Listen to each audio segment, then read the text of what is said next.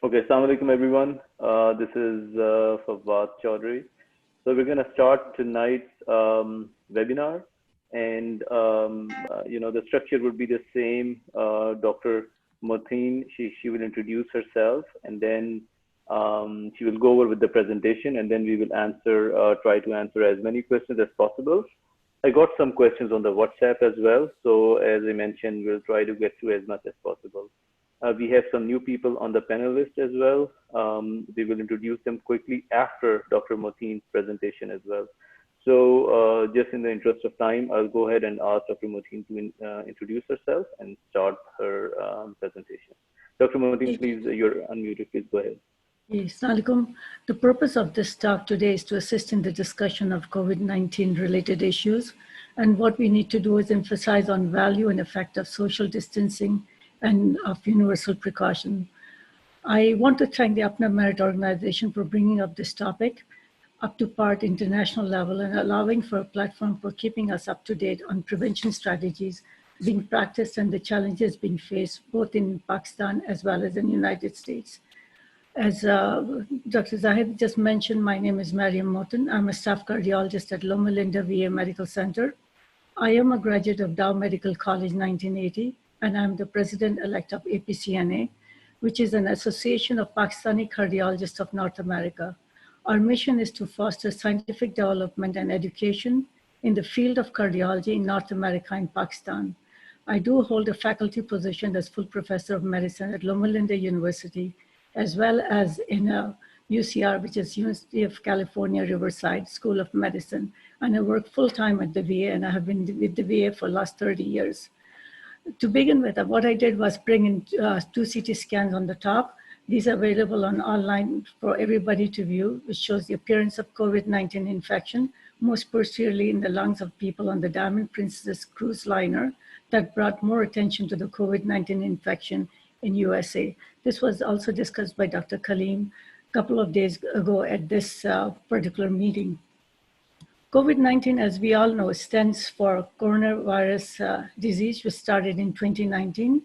In order to prevent stigmatization, the country of origin is not included in the name, as you can see here. It became pandemic when it crossed continental boundaries and now has affected well over 165 countries. The full magnitude of public health will not be determined for quite some time to come. In addition, there's a great need for rapid testing for COVID-19 infection and immunity. Quite a few countries have set up websites for information of COVID-19 infection. A couple of examples that I've posted here. The top one is an example from New Zealand, and the lower one is from CDC. We know that the virus is still unfolding its ravages, and we still may have a long way to go, but we need to band together and share information as it becomes known to everybody. These websites allow specific information as needed without overwhelming the readers. These websites are updated very frequently, and I believe such an approach, epidemiologists and public health organization people are working hard to make it more plausible and applicable than greater than 65 years of age. This tells us, and it does not differentiate between either of the two. Adults with multiple comorbidities, polypharmacy, frailty are the highest risk for morbidity and mortality with COVID-19. 40% of the total population in USA is at high risk for serious illnesses of COVID-19 because of age greater than 60 years or underlying comorbidities. The number of infection and deaths globally are staggering, as shown here, with over 79,000 deaths about more than almost like 10 days ago, and now it's reported 120, and this morning it was 150 deaths were reported. That means that the virus is taking its toll and is rampant. In USA, it had 30,000 deaths a week ago, and now this morning it was reported to be greater than 40,000. The case distribution shown here shows that the US has a bigger pie of case workload, and we have not yet been able to contain the virus, and the peak may be yet to come. Some models are predicting a peak. I'm surprised to know it's late May to June, early June 2020. The thought is mind-shattering. While New York has been the epicenter in USA, California appears to have less number of cases. A snapshot shown here shows that the California, in spite of having a large, densely populated area, seemed to have less number of cases. 789 cases were reported 10 days ago, with 25,000 deaths in US confirmed. In San Bernardino County, where I am, the numbers are less. And as you can see, it took a little while for the numbers to rise in here because it is a less populated area and it is unclear if the curve over here has flattened. Two important points that we are noticing. In contrast to what is being reported, we are seeing younger people with COVID-19 infection, as you can see at the bar at the bottom, with the age group between 40 to 64 being the highest infection rate, with equal distribution among men and women. This snapshot was taken a week ago, and this shows the counties or the towns around Loma Linda University. And it shows that the counties are being looked at are mostly of ethnic groups that are around Loma Linda, not necessarily in Loma Linda, which is in the middle, or in Redlands, which is in the middle. And these are the mixed ethnic backgrounds, and they have increased population density. This is a snapshot from LA County, which is about 50 miles away from where I am, where the population density is higher and the rate of infection and death is increasing at an alarming rate, as you can see. Social distancing is now being enforced.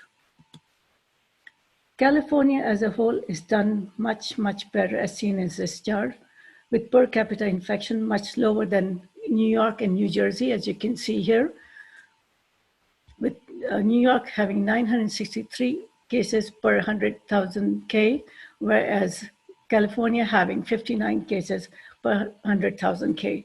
And this is secondary to early lockdown and social distancing that was practiced as soon as the virus issues were raised. In addition, you can see the number of cases. California has relatively less number of cases, 1.7 per 100,000 K, as you can see here, in contrast to New York, which has 47.8 cases. California overall has already flattened the curve, as we can see here, but it is untrue if it's really going to hold true, because the social distancing has now become an issue and it may spike again. Deaths are still on the increasing side overall because these patients were already admitted to the hospital and we are still learning how to take care of these patients. San Bernardino County, there is a decrease in the increment of number of cases and the multiplication of cases, and we hope it continues to stay as such and in fact try and go towards a downward trend. Measures to decrease the thing and is mostly dependent on concentration and effective triage that is being done here. No essential services are allowed in California. That includes any kind of malls. Restaurants are closed. You can only have takeouts, no salons, nothing is allowed on the outside. Essential services have established triage areas at main entrances outside of the building. Hospital screens all individuals, irrespective of who they are, with everyone practicing social distancing. That includes incoming patients and employees as well. No visitors are allowed, except an occasional exception being an ICU with special permission. They're separated on base of symptoms and presentation. Non-respiratory symptoms and those that pass the screen are given a mask and taken inside for further follow-up. If a patient presents with a COVID-like symptoms, they're given a mask and then fast-tracked by an ED nurse screener and straight taken to an isolated area for care.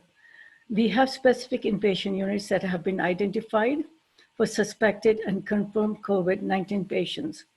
VA had initially a concern for a higher rate of infection, but this is not as high as anticipated as of yet. This is one of the areas where the COVID suspected cases are taken, or somebody that has respiratory symptoms that are concerning. And we have 4 of these lined out outside in our emergency room. That means anybody that is suspected is positive on screen, they're not allowed to enter the building. We have special entry areas. Employees are expected to enter through the employee entrance only. Patient and vendors delivery pickup come through the manned areas. And the questionnaire that is given is either verbal or by using telescreening in some parts of the VA, so that the person that's doing the screening does not really have to come face to face with the person that is being presented for them to screen. Those that are screened out negative, they get a temperature check, and after they are negative with the temperature check, they get an armband, and only then they are allowed to come to the emergency room.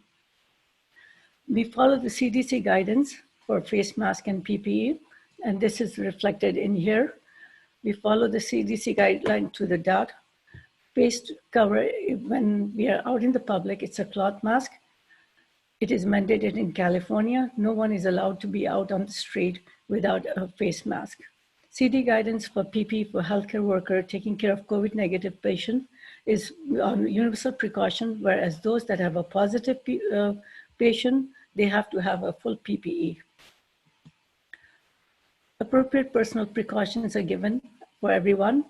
At first, it was initially thought that we would not require a mask at a distance of 6 feet, but now everybody has a mask on, and surgical mask is required only when the person is suspected of COVID positive, some kind of symptoms of positive COVID.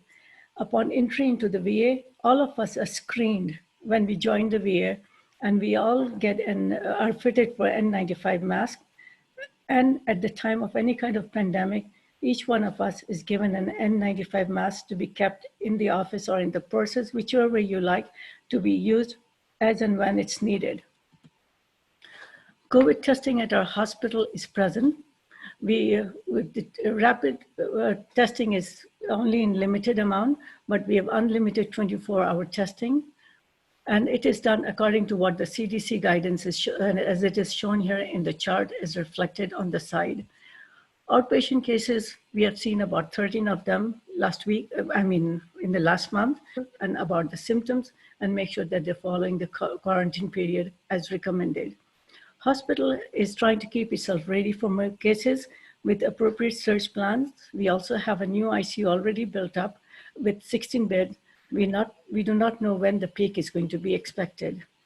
The reason we are worried about these patients is most of our patients have cardiac issue, and we have a very wide catchment area, about 150-mile radius that includes Arizona as well as Nevada.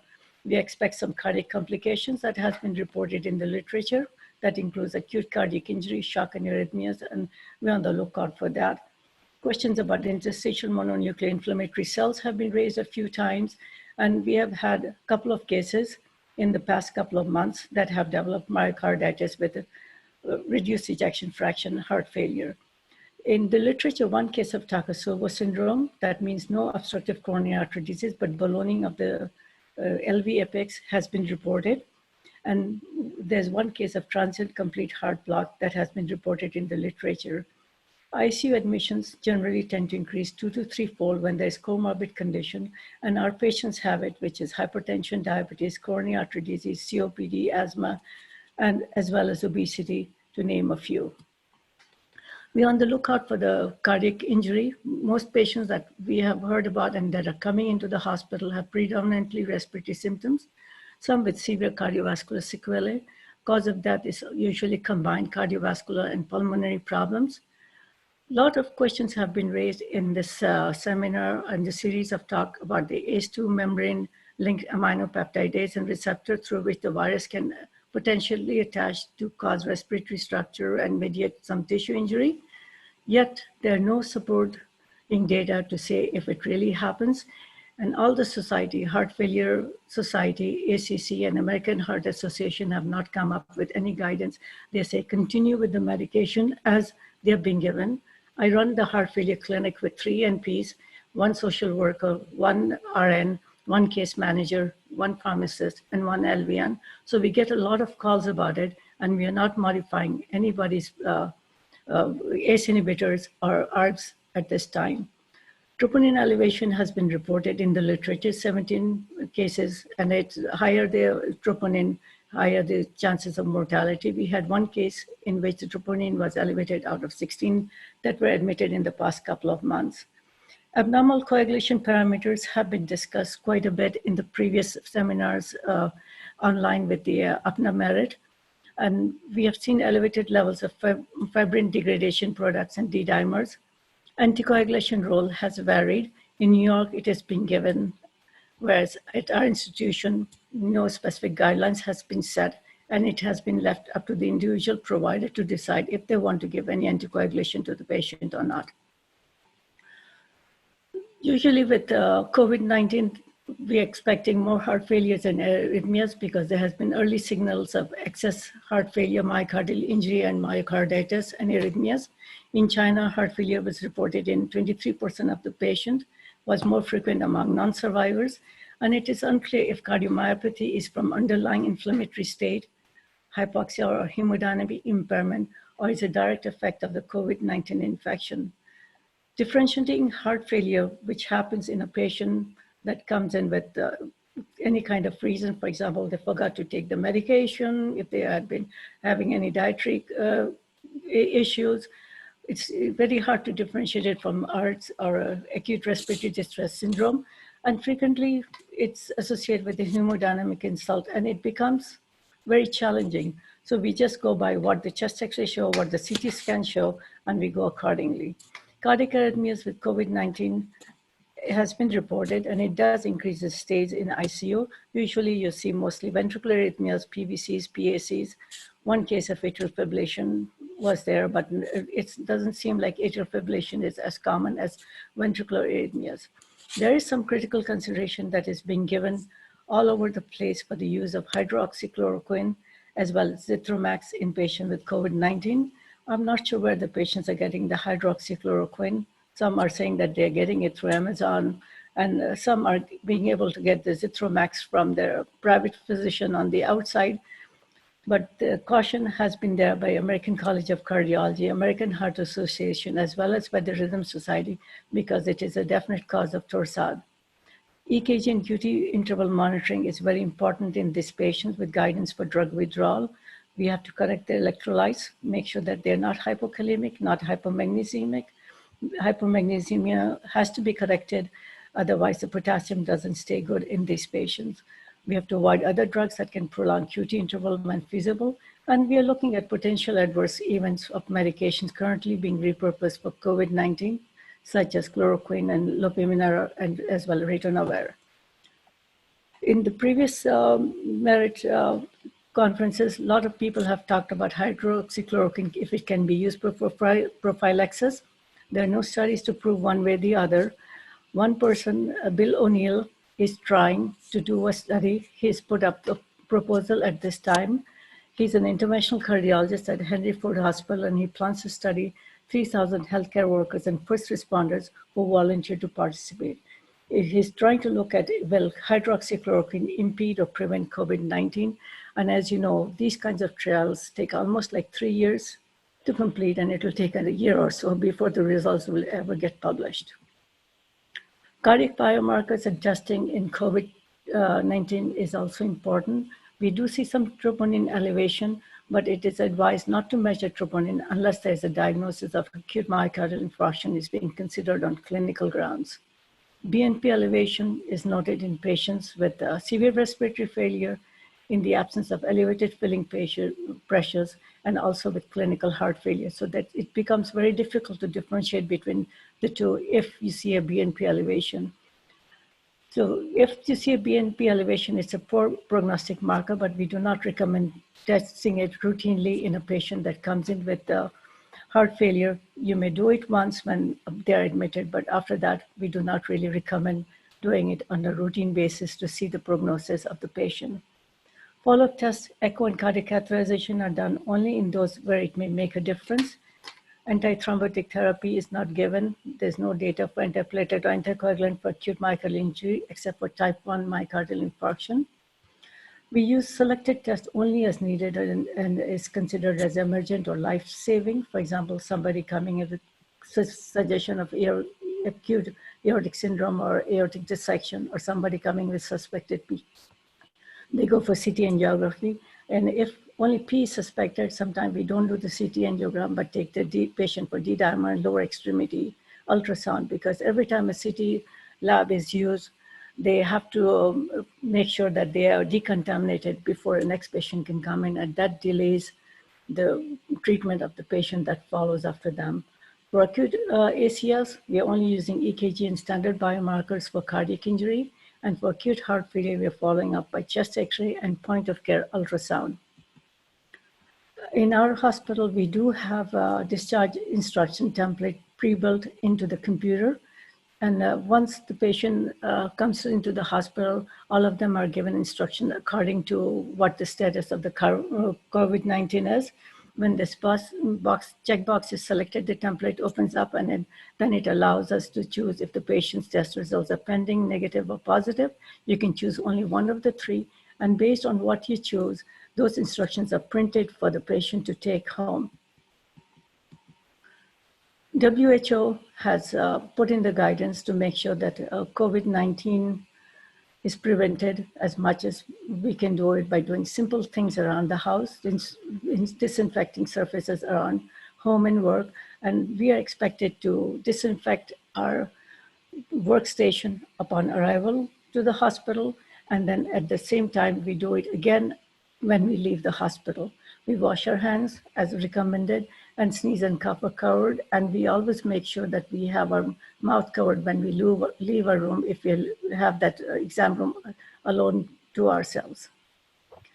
Lockdown and social distancing has really helped us. Strategies to prevent COVID-19 infection that is being practiced in our hospital is rapidly changing. Our interaction with patients and colleagues have changed. We have social distancing, we use Skype, we use video conferencing and social media.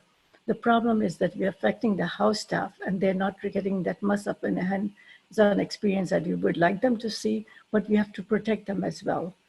We as elderly patients with multiple medical problems, 6 weeks ago, the concern was about COVID-19, which was considered to be abstract. We were thinking about it. We are talked to them about personal protective measures. But in the last 3 weeks, the threats of infection and disability and deaths are getting real and humbling. Questionnaires are being followed, patients are being contacted by phone or by video, and we are being told to remind ourselves to listen, really listen to patients and see what they're saying, because we're not really seeing them face to face. Some of them may be there on video chat, but most of them don't really have FaceTime to go to video chat and are just using the regular phone to answer, or using their cell phone to answer our questions. And we just have to decide based on the respiration, how they're talking, if they're breaking down. That's when we decide if they need to come to the hospital for face-to-face, or do they need to be given the medication as needed. We have gone into remote monitoring as far as possible. In the heart failure clinic, no patient ever leaves without a blood pressure doing, and education is being promoted.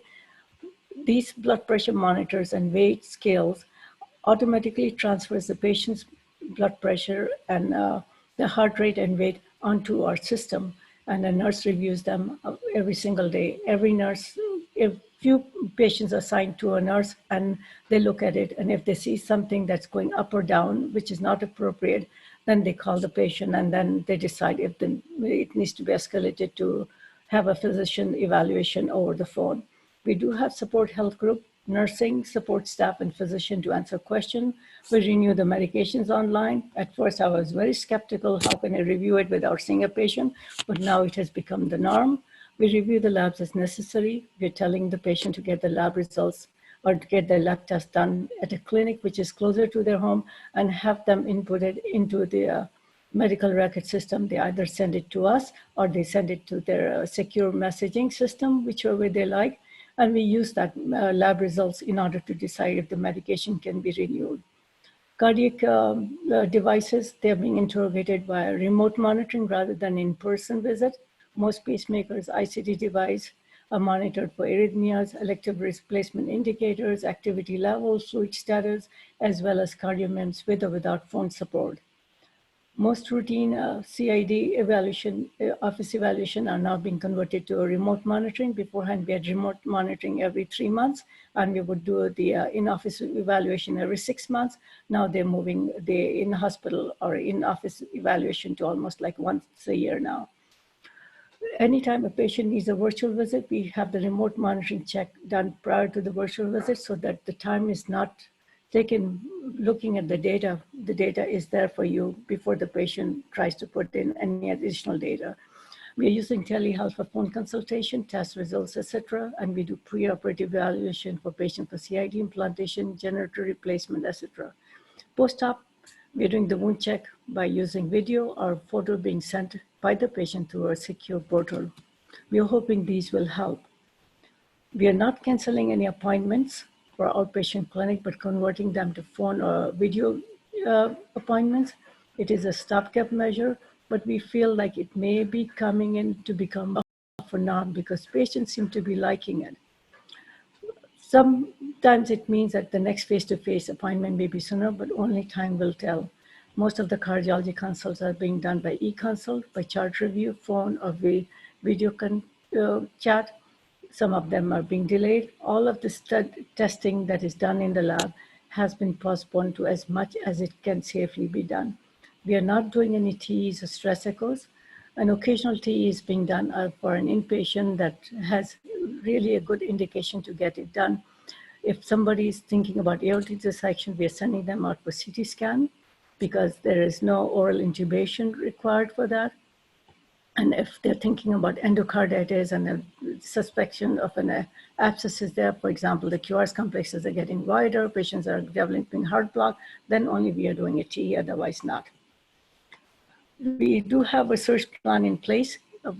Since this is a teaching hospital, we have to teach the resident and the fellows as well. So we have a trigger for 10 patients, more than that on the CCU, and we also have a consult service. We add an NP.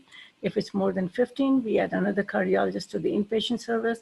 And if it's 32 patients in the ICU service, then another cardiologist leads an extra team for MIC and COVID care patient. We're keeping the volume as low as possible. And so far, we have been successful not to use any video communication products that are available. At the VA, we have the video chat that is exclusively for the VA. At the university, they're using different brands. So this is a list of the video compliant, HIPAA compliant products that are present. Our outpatient phone and video chat flow has changed. We have the medical assistant call the patient in advance, gets a verbal consent for the telehealth visit and documents that, ensures a setup for the televisit, make sure the patient has an app, has a clinical reminder via the text. They confirm the location and associated caretaker, make sure the patient is at home, and review the past medical history, medicine, allergies, and enter any other vital signs that are obtained at home. It is very important that to document in the template the city that we are calling from and the state where the patient is located. At the VA, it doesn't matter to us because we are federal, but at the university, they're expecting the resident to make sure they write down where the patient is located because it changes the liability issues over time. ACC has given some guidelines about that. They expect to check with the malpractice insurer to allow us for remote visit in this capacity. There is a local alert. Those practicing on the edge of a state line need licensing in multiple states. Telehealth encounter service is taking place at the physical location of the patient, not the provider. Documentation has to be similar as it is for any visit, except we have to add a statement documentation saying that the service was provided through telehealth. And a lot of states are trying to help us out, making sure that the commercial insurance allows and reimburses televisit at the same rate as an in-office visit. So the future after corona pandemic is something that we need to look for. Is it going to be remote work? Will there be more automation or will there be telemedicine? Will that be the norm? Will there be more digital services? There are some self-service ER that is being promoted, where the patient goes in, puts in their vital signs, puts in their a question, and based on what the question that they put in, their lab results, their receipt comes out asking them to get certain kind of lab test or EKG to be done or chest X-ray to be done and the location where they need to go and get it done. And when they come back to that particular location back again, they are told what needs to be done next. Either a nurse comes and visits them or a prescription for a medication that needs to be given. The question is asked on the monitor and the patient decides which way to go. There are some also questions about doing remote capable PCI, but that's not part of this discussion. Telemedicine and med tech innovation is going to be the norm, but the question is HIPAA regulation. Higher education has gone online. We're limiting hands-on experience for the residents and the medical students. and we hope that there will be more communication across states and nation. This picture was sent to me by one of my colleagues only this morning, and I hope we can use it to encourage our colleagues back in Pakistan, since Ramadan is coming and there is a big push to do Taraweehs in the masjid, and if we can avoid that, that will be great. I appreciate your interest and thank you for your attention. Thank you so much, Dr. Moten, for a very nice review. Really appreciate it. So I'm just gonna ask all the panelists to quickly introduce, and we'll get right to the questions afterwards. I'll start. I'm the interventional pulmonologist and intensivist at University of Oklahoma and director of IP services. And I'll unmute all the panelists. Dr. Shahid, if you wanna introduce yourself.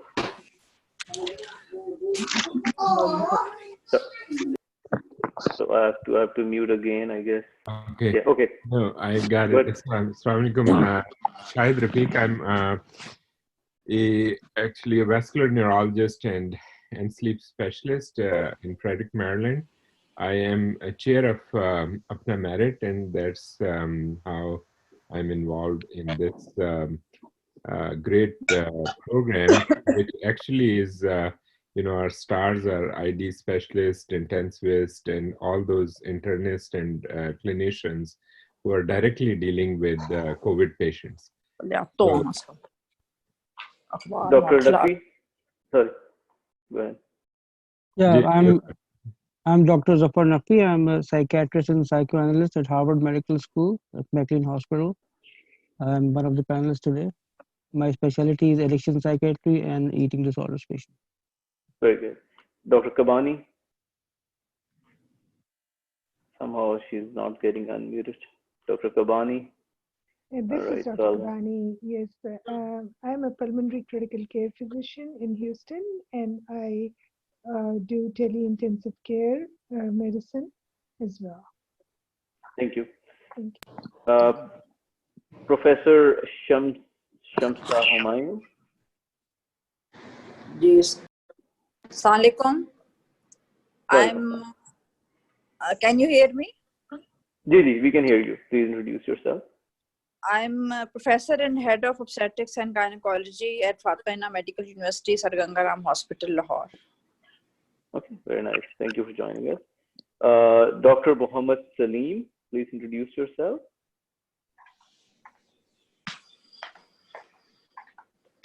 Consultant in Kotli, Azad, Jammu and Kashmir. Thank you. Thank you so much for joining. Dr. Bushra Ali, please introduce yourself. Assalamualaikum. Hello. जी, वालेकुम अस्सलाम, आपकी आवाज आ रही है. Used in a similar manner and early on rather than waiting for patient to deteriorate, and because those are the kinds of patients who are currently being considered for convalescent plasma, although personally I believe when it's too late, convalescent plasma may or may not help. So treatment should be initiated early on if you want to gain any benefit out of it. Agreed. Dr. Kaleem or Dr. Zafar, you have anything to add on the convalescent plasma question? Yeah, so as we know that there are multiple studies going on, the studies from the China was kind of a little bit hodgepodge because they have thrown the kitchen sink. Everything was given to the patient, so we don't know the positive result of whether it is related to the multiple angles of the treatment or it is just primarily because of the convalescent plasma. The second thing is that currently we don't have the accurate measurement of either the point of care, the IgG and IgM testing, ELISA testing is also kind of in between. So in the presence of these kind of limitation, the policies which is beyond the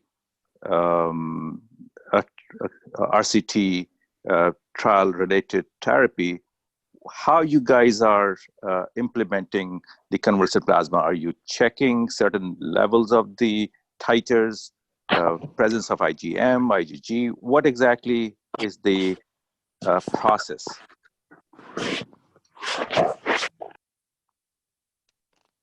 Go ahead, Dr. Bushra, and then I'll answer. Yeah, go ahead, please. Do you have, So we do not have very good quality ELISA tests available at the moment. But in the current situation, actually, CDC allows the donor plasma to be stored and checked later for antibody titers. So anybody who's had evidence of infection more than a month ago is being presumed to have adequate levels of antibodies and can be considered a donor. So that's the presumption on which we will be working on. We have a kit, which is an ICT-based kit, not the best of technologies, but that we can use for initial screening and save the donor plasma for testing later on when the robust kits are available. Good question, Dr. Karim. And we at our university, we are part of the trial. So that's how we're using. Anything else? Anybody else wants to contribute? And of course, that's based on the inflammatory markers, and it's a lot of work. It's a multi-center trial. Okay. So any other questions? So I'm going to go to the second question, which is in WhatsApp again. And this is by Dr. Azharul Hassan Qureshi. So he asks, I read an article which indicated that remdesivir might be helpful in serious patients. Anyone knows if it's available in Pakistan, and if not, how long before it can become available, and how the people actually working in US are seeing the results in their setups with remdesivir use. Okay. So again, I can open up first before I answer. Dr. Kaleem or Dr. Bushra, do you have any comment about remdesivir in your experience? And then we can talk about Pakistan specific. In our institution, we are unable to get it because they are not allowing us, because the number of patient population is not as much as in other centers, so they have not allowed us to be part of the process. Our understanding is that beyond the use in a specific trial, centers are not using it. This is what I know. Dr. Bushra? Remdesivir is not available at the moment, and the process of getting the drug as part of trial is very lengthy and cumbersome. So what we have done is applied to the company and to DRAP to provide it to us on compassionate use grounds. So we have requested that some of these medications which are not registered with DRAP and are not available in the country be procured. And centers which are seeing COVID patients should be allowed to use them on compassionate grounds. So we've sent in our application and we're waiting for a response. I see. So Dr. Zafar Naqvi, do you have anything to add? No, thank you. I do not have anything to add. Okay. If there's a question, I will be happy to answer. Yeah. Professor Shams Humayuddin, I believe. Full name is not there. Do you have? Yeah, Professor Shamsa, do you have anything to add? No, not really. Not in your institution. So in Pakistan, you still have compassionate grounds to ask for remdesivir. That's interesting to know if they are considering that, because it was not. It was there initially in US, but not anymore. Okay. So regarding remdesivir, again, the trial that came out about 50-ish patients, that's done by the company itself, and again, it has, I believe, 17-18% mortality in a lot of intubated patients. A lot of flaws in that trial as well. That again, multiple other trials are going on. I think in our institution, a couple of patients were tried. I was not part of those patients, but from a colleague that I. Sorry. I missed that. So there was not any significant difference. One of the patients I know that I later on came on the case, I had to give tocilizumab as well, and that's the same patient. After 23 days, he got the convalescent plasma. So I mean, we don't have a lot of experience with remdesivir ourselves. 2 patients, I believe, received it. But again, I think that is worth considering, especially with the one of the studies that came out with 50 patients or so may or may not work. But again, ultimately, the randomized trial will tell us. Anybody has any other comments before I go? Okay, I think Kaleem has. Kaleem bhai, please go ahead. Well, yes, I would like to ask Dr. Moten about the cardiomyopathy related her experience. As we have seen the data from New York, that about 35% of the very critically ill patient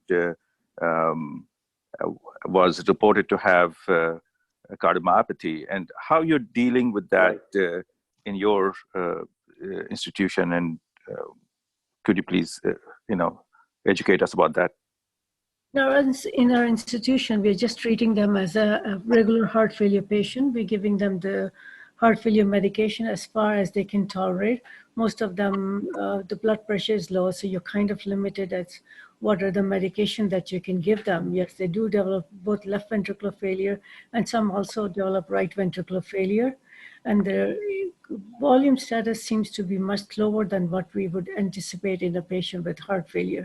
So that makes it a little difficult, and let alone their medication, they tend to go on pressors to help them keep alive at that time.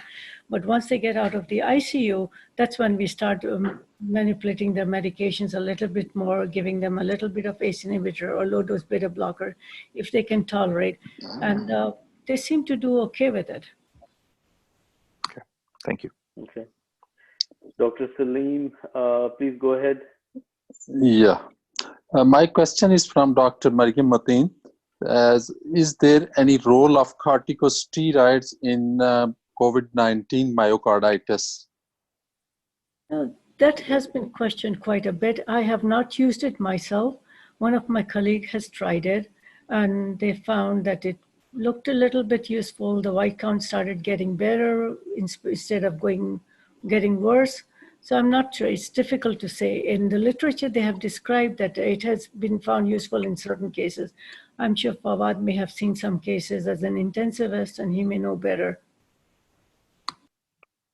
Right. So regarding myocarditis specifically, we have not used, and in our institution, we have not used steroids.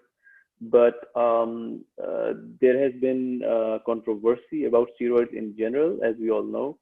WHO, CDC has recommended against, but SCCM has recommended for severe ARDS in place of like whether you use tocilizumab, IL-6 inhibitor versus steroids. Some centers are using it. One of the centers is Memorial Sloan Kettering Cancer Center, which is a big center with a lot of cancer patients as well. And they have decent outcomes. Their paper is not published. So in China, we know they tried it. So they had some, questionable results. Most of the studies came out of China, gave us some idea, but most of them were not randomized, of course, so we cannot completely decide. So that's where we stand. I do believe if you do not have anti-IL-6 and you have inflammatory markers very high, ferritin, CRP, and patient is going into cytokine storm, I think consideration for that indication should be given for steroids at that time, not in the early phase. Regarding myocarditis, I don't have any experience, or neither did I try. Maybe Kaleem or somebody else can pitch in there. No, I have not used that in a specific myocarditis thing. That's the reason I was trying to figure out. Yes, in a very septic patient, one patient, we tried that thing when the blood pressure was going down, and after adding 2 vasopressor, we were not able to maintain. But that is one patient only, so not in a specific myocarditis. I have another question on the WhatsApp again from Dr. Mohammed Faisal, and that is somewhat linked to Dr. Moten. Again, I will go that direction. He's been suggesting that in India, many of the healthcare physicians have been asked to do chloroquine or hydroxychloroquine for prophylaxis, a single dose of 200 milligram of hydroxychloroquine every 3 weeks. India is now recommending a 7-day course of prophylaxis for healthcare workers or other closely exposed to COVID-19 patients. So he's asking about post-exposure prophylaxis recommendation. Again, this is not a recommendation from CDC, from any of the different societies from US. And again, for two reasons. Number one, it has cardiac side effects. Number two, the data is not clear. French studies without any randomization did show that it decreases the viral load. We know the mechanism, it can inhibit the ribosome associated entry into the cell. But there is no, as of now, we don't know if those patients will benefit. And then there is another trial that came up early April that showed that those patients who received, I think it was a 40-50 patient trial, they actually did not show any benefit. In fact, most of them got intubated despite receiving that. Most hospitals have that in protocol, even in our institution.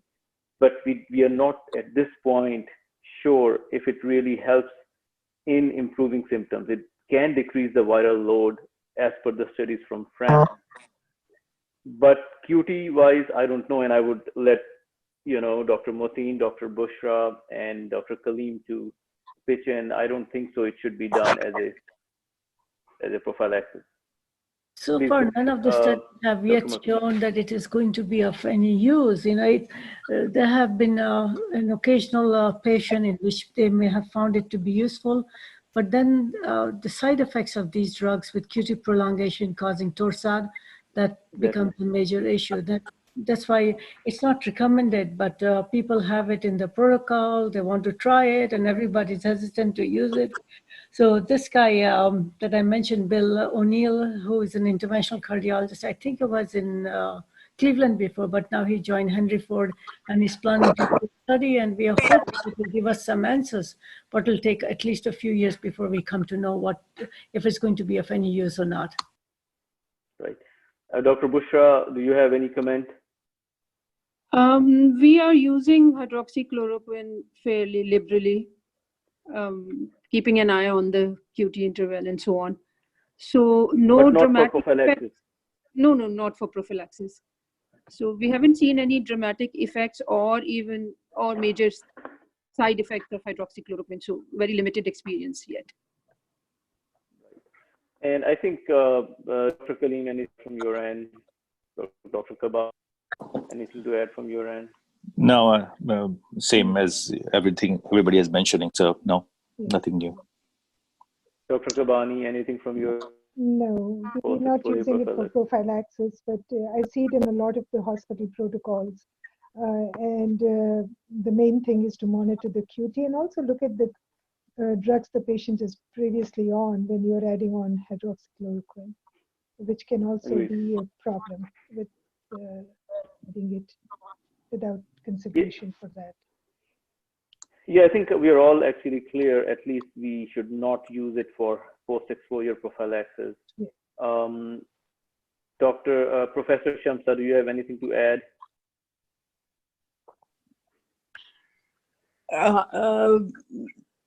Maybe इसी में थी. I just wanted to ask about the prophylactic role of hydroxychloroquine because in our hospital, because my hospital is declared as COVID specific hospital for the pregnant ladies. तो मेरी अपने unit के मेरा ख्याल है कि 50 से 60 लोग हाइड्रोक्सीक्लोरोक्विन प्रोफिलैक्सिस ले चुके हैं. It is very popular here. वो एक गोली 200 mg की खाते हैं और फिर after 3 weeks another tablet. So I don't know. It's just your conviction. No scientific reason. तो मैंने भी ये पूछना था कि बाकी दुनिया क्या कर रही है. No, I think it happened even in US pharmacies before it all happened. A lot of people got it. Again, it's not recommended at this point. The only time we in our protocol at the university where I work is once they have risk factors and they are COVID positive, we are giving them as a first step as long as their QT is normal and not coinciding with other QT prolonged medications. So I think the effect is yet to be seen, but not in my knowledge any society has recommended for prophylaxis at this point. I think one point that we all need to remember is when we are taking it for prophylaxis with no benefit, there are many patients that are chronically on this medication that are not being able to get it because of the dire shortage. The rheumatological disease and all that. Yeah. Okay. So there have been some oncological questions, as I mentioned, and there are a lot of those questions. I can go over with a couple of those, unless there is another. I don't see another question from the group of attendees here. There are no raised hands. So let me. Okay, Dr. Muhammad Salim. Dr. Salim, you have another question for everybody. Thank you. Thank you. So